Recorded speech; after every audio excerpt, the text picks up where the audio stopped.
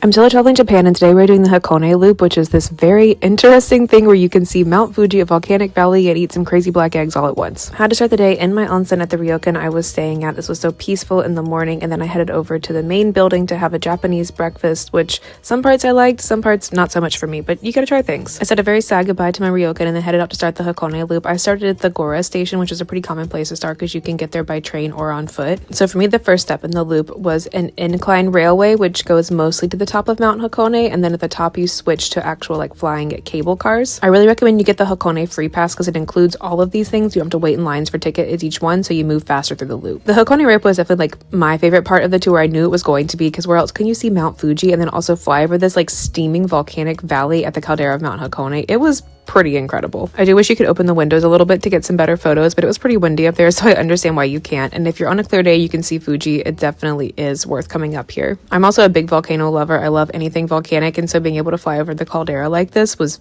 really unique, really cool. This caldera is also famous for these black boiled eggs they make like in the steam of the mountain. And supposedly if you eat one, you're gonna live for 7 years longer. So obviously I got some eggs and had to try those, and I was like really excited to see if they tasted different because it smells super sulfury up here, but really it just tasted like a boiled egg. There was a very, very slight tinge of sulfur, but nothing crazy.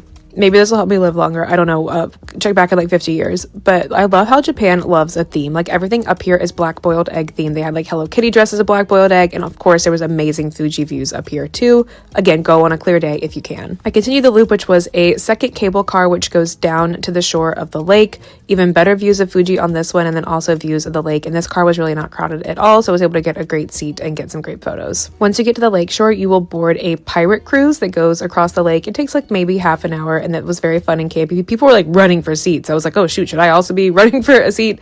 I did want to get a window, but it's really interesting decorations. I'm very curious how this whole pirate ship thing got started, because it's very like remote, beautiful lake with these giant pirate ships on it. The views are really nice, and again, on a clear day, you can see Mount Fuji from the pirate ship. So I said bye to pirate ship and bye to Fuji-san, went to the bus station, headed on to my next adventure, so stay tuned for my times in Kyoto.